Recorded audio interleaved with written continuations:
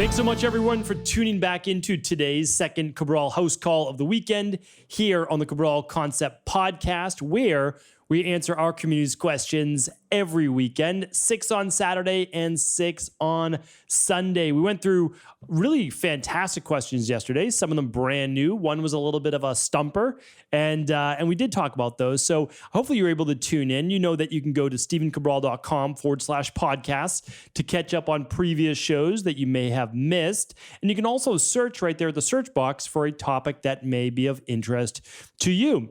So again, hopefully you are a longtime listener. If you're not, if you're new to the community, well, welcome. Thank you so much for joining us.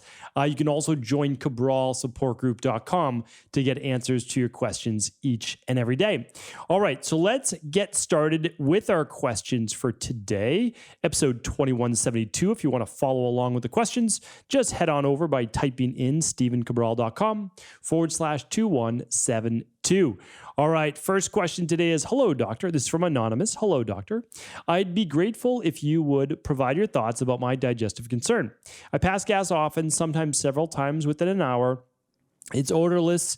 It'll begin a couple hours after lunch and continue through the night. I'll pass a lot of gas in the mornings before I have to go. Number 2. After that, I won't have any excess gas after lunch again. I never feel bloated. I'm not gassy when fasting. It's only after eating whole food meals. I drink a smoothie for breakfast. Lunch and dinner follows your weight maintenance plan from IHP. I eat plant-based for 80% of my whole food meals. I take 2 digestive enzymes with each meal, and I use extra enzymes when I eat beans. Thanks in advance for your response. Okay, so totally understand. You don't get bloated or have gas when you have a smoothie, but when you have a whole food meal that's a little bit more complex to digest, that's when you have a little bit of gas. It doesn't sound like you have major gas. It doesn't sound like, well, you have gas in the morning until you have a bowel movement, and you're not really bloated. So the good news is, again, I'm not here to provide you with any medical advice, any medical diagnosis, or medical treatment plans, but it sounds like you don't have a lot of pathogenic yeast overgrowth or pathogenic bacterial overgrowth. So that's a good thing. What could the gas then be from if it's more odorless? Meaning like there's not a lot of fermentable gas being created like methane or hydrogen, some hydrogen-based gas. So it could be that you do have just a fair amount of bacteria, not necessarily bad bacteria. There could be some overgrowth. The only way to really tell you what it is, and it's very straightforward, is to run a stool analysis. And you can find the bacteria and parasite stool test at stephencabral.com/labs. That will tell you if there's a little bit too much bacteria in your gut. The other part of it could be food combining that may give you a little bit more gas. And there also may be no issue at all. I always want to kind of put that out there. I mean, if you're having a lot of gas, then certainly, then there's some bacterial overgrowth or candida overgrowth in the gut. There can be some slow peristaltic movement. All of that's possible. You're already taking 2 digestive enzymes, so you're doing that great. I can only say, I mean, and you're saying whole food, not necessarily supplements, like taking too much magnesium or an alkalizing vitamin C that's just too much. So what I would do is I would run that stool test, and that's going to give you the exact answer so that I'm not, playing guessing games right now. All right. But that'll definitely give you the answer for sure. So hopefully that's helpful. All right. Angie's up next. Hi, Dr. Brawl. Thank you for your work and dedication to help all people all over the world get well and feel alive again. Thank you, Angie. I have done the detox parasite protocol, and I'm now doing the CBO protocol, and I'm currently undergoing testing for mold toxicity through my local naturopathic doctor. I have 2 questions. 1, I will be doing the CBO finisher after the CBO protocol. My body does not react well to glutamine, and it gives me unexplained anxiety. I can take the FM detox levels, but not the 5 grams in the healthy gut support. Why is that? Because of this, what dosage do you recommend me titrate until I can handle 5 grams? If I have high levels of mold and it will likely need to repeat or lengthen my treatment, what do you recommend? Should I repeat month 1 and month 2 again, or continue only certain supplements until I get my levels down? All right, this is a good question. I've answered this question on my glutamate podcast. So let's see if we can find that for you. I actually don't know that I'll be able to. Let's see. But if I go to stephencabral.com/podcasts. Let's just see here. We'll do it together. And I go to the search box. It says search for your topic here. And I type in glutamate. Because here's why, is as I'm looking for it. Let me just stay focused. Look at this at just how gluten and glutamate cause learning disorders, autoimmune, anxiety, and neurological issues. Okay, so episode 2020 will be able to be helpful. Now, glutamine, a healthy product, fantastic product, but glutamine can convert to glutamate or glutamic acid.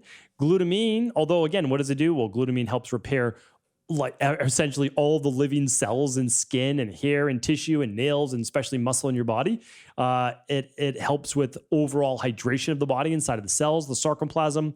It helps produce more GABA in the body, which is the anti-anxiety based hormone, but it can go both ways. And if your body's not processing it properly, yeah, that's an issue. So it's like we all need glutamine, right? That's one of the amino acids that our body uses. But sometimes it's just too much for an individual that's not able to handle it. Totally get it. Again, we see this all the time.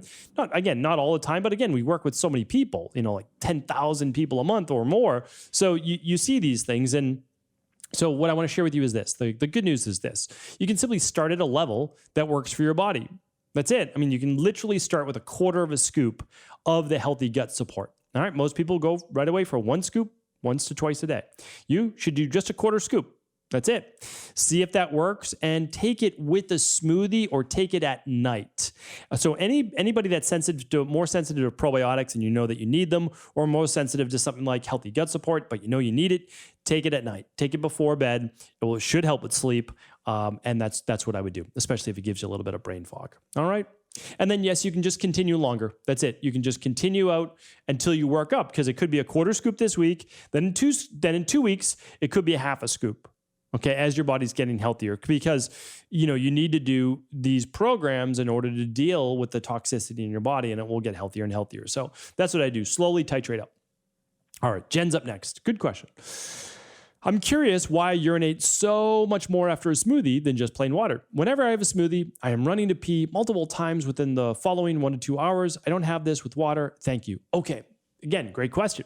So for the most part, let's say you just drink regular water, right? So like I'm drinking right here, just a little bit of an electrolyte solution. If I ever have a plastic bottle, I try to reuse it multiple times. Like if I'm out and have to grab one, so that I'm not wasting all of this plastic. And then again, of course, I recycle it. But so here's the thing. If you're just drinking water, then, and you're not having to run to the bathroom multiple times, you have to ask yourself, okay, what is the variable that changes when I add more to that water, which would be like fruit? For most people, again, not an issue. I actually absorb water better, believe it or not. I absorb water better. A lot of people with my body type do this when I have it as a smoothie, because there's a little bit of glucose with it and there's a lot more minerals. So my body soaks it up to a much greater degree. So believe it or not, I have to urinate less when I have a smoothie than if I were to just drink straight water. Again, different people, right? Different strokes for different folks. It's just how it works. So here's what I can say to you though. You may have an issue, at least right now, absorbing fructose. And fructose can cause people to have to urinate every 20 minutes. So what I would do is this. If you really want to get to the bottom of it, I would run the bacteria and parasite stool test or the Candida metabolic and vitamins test. You can do both if you'd like. And those are at stephencabral.com/labs. If you don't want to run any labs, but you'd like to say, well, I'd really like to rebalance my gut, you can go to stephencabral.com/CBO. Those 3 letters. That will take you a CBO protocol, which will help you with rebalancing that gut flora as well. All right.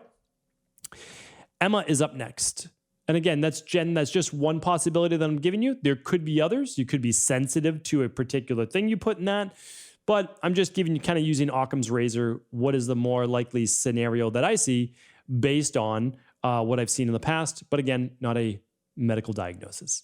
All right, Emma's up. Hi, Dr. Bral. I've struggled for years with constipation, gas, and bloating. I've tried everything in the book, and the foods I have the hardest time digesting are vegetables and fruits. I've struggled because I know how healthy they are for the gut and everything, but they make me more constipated and bloated. What do you recommend? All right. You, Emma, are definitely a new listener to the show, and we're happy to have you. So I have a whole show of the Cabral concept broken down by just digestion. So we're going to go to podcasts, And if you are on a desktop, the very first image you'll see is Fix Your Digestion Forever. And that's going to help you fix your digestion forever. So I would definitely listen to those podcasts because I think education is the most important thing so that we don't kind of fall back to where we were. Because if we ever get well, but we don't know how we got well, then we're destined to go back there. I mean, that's basically history repeating itself, right? So if we're not students of the past, especially our own bodies, then in minds that if we get well or we lose the weight or whatever and we don't know how we did it, then again, we're not going to be able to hold our results. So definitely listen to the podcast, but the best thing you can do is this, and it's the same advice I just gave Jen. I know that it's going to work for you. You're going to run the bacteria and parasite stool test. You'll run the Candida metabolic and vitamins test. And if possible, you'll run the food sensitivity test. That's called our gut bundle. You can find that at stephencabral.com/labs. That's going to share with you exactly why you are constipated, you have gas, and why you have bloating. Again, not medical diagnosis. It shows the underlying root cause imbalances. If you decide not to do the lab testing, well, I don't recommend that, but you can. And if you just want to go with a foundational-based plan, since you don't know if it's parasites, and you don't know if it's H. pylori, and you don't know if it's Candida, and you don't know it's bacteria, you would do the Parasupport protocol, followed by an intestinal cleanse, followed by the CBO protocol, and then we use the CBO finisher to heal and seal up the gut. So that's essentially what people do. It's very straightforward, and that's exactly what we do. It just takes some time, but honestly, that's what the fix is, right? And you just slowly do it over time, and it works great. It really does. It teaches you so much in the process. Okay. So you can rewind, kind of listen to that answer again if it helps. And all products are at stephencabral.com/shop. That is essentially my practice and all the protocols we use with private clients. And we open source that to every doctor and integrative health practitioner and client and anybody else on the planet who wants to check them out. All right. Let's see. Lorena is up next. I take daily nutritional support every day, and I recently have done a blood test in which serum vitamin B12 and serum folate were elevated. Does this mean there's a deficiency or that I'm taking too much vitamin B? All right, so if they're elevated on blood work and if they're just over that high range, most people are totally fine with this because it's a water-soluble vitamin and it leaves the body very quickly. So most of the time, people's folate are never elevated on a blood work because we're at that daily nutritional support is just 100% of the daily requirement, right? So you don't really want to take less than the normal 100%. Vitamin B12, we have more of that because more people need that for energy. They need it for balancing methylation issues. They need it for balancing healthy levels of inflammation, brain fog, etc.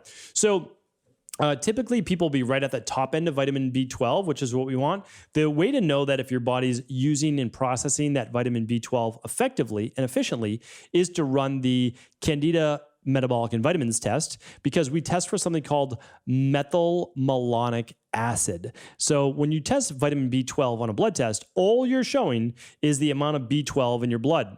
Now, if you take daily nutritional support or a B vitamin or like that, you're going to have B12 in your blood. That's not a bad thing, right? What happens is when you want to see if your body's using that, you would look at the excretion level, and it's excreted as used up metabolite, methylmalonic acid. So you never want to be really high on a blood work, no doubt about it. I would certainly talk with your medical doctor about it because I'm not giving medical advice, but that's how I look at it personally. That's how we look at it in our practice, and hopefully that's helpful. Certainly, you don't need more B vitamins. You wouldn't need the activated B complex for you. Okay.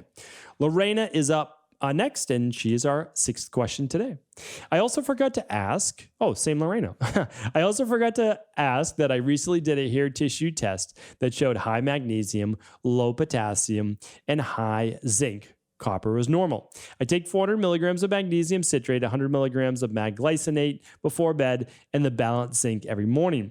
As an anxious Vata, my body does very well with magnesium, but now I'm not sure what to do. Should I stop taking the magnesium and zinc? Okay, so you didn't run this then through our team EqualLife, which I wish that you did because you would get a customized protocol. And telling me you have low magnesium without telling me what copper is doesn't really allow me to give you an educated answer on this. So you would never need to stop taking magnesium. That's the thing. So you just need to balance it with copper. It's like people saying, you should be on a low sodium diet. Well, not really. You just I mean, you should only get it from natural salt, like sea salt and things like that. And you want to make sure that your body's sweating actually once in a while, but you really want to get more potassium to balance that sodium. And copper and magnesium will really matter. So if you have high magnesium, but you also had high calcium, it just shows a greater stress response in the body. Because remember, the first four, which are calcium, magnesium, sodium, potassium, are electrolytes. So we're showing stress levels in the body. So this is why I'm telling you, do not run at-home lab tests if it does not include a consultation with a practitioner. It does not have to be through Equilife, but Equilife provides you with the reading of those results so that you don't have to Google all the results, right? These are trained professionals, all integrative health practitioners, level 2s. And you get a plan that's built for you. So they're going to give you the really normal. They're going to give you the real, not normal. They'll give you the plan to help rebalance the body so it becomes more normal. So that is that. Now, zinc does match up with that. So balanced zinc should be fine. But go back to my show where I talked about what supplements to take at what time of the day. Because typically zinc is taken not in the morning. It's taken with dinner, mid-meal. So I would be fine with the magnesium, but you might need a product called Cal Mag Complete in addition to the magnesium citrate. So your Cal Mag Complete would also provide some calcium. So you can find that again at stephencabral.com/shop. And if your magnesium is higher than your calcium on a hair tissue mineral analysis, typically we're doing 1 Cal Mag at lunch, 2 Cal Mag Complete at dinner, and then you can still do your magnesium citrate powder before bed if you'd like. So we have a new magnesium out right now, and it's called, I haven't even talked about it. I should probably talk about it on the show. It is called, I can't even remember the name of it. It's called like Relaxing Magnesium. I'm gonna have to do a podcast on it. I don't always name all the products. What I do is I come up with the formulas. So this is an amazing product. We wanted to improve on the taste and just overall kind of absorbability, and it's a phenomenal product. So there it is. Hopefully this was helpful. Again, you can check out all of these questions as well as previous podcasts at stephencabral.com/podcast. Thank you so much, everyone. I hope you had an amazing weekend, and I'll talk with you tomorrow on our Motivation and Mindset Monday.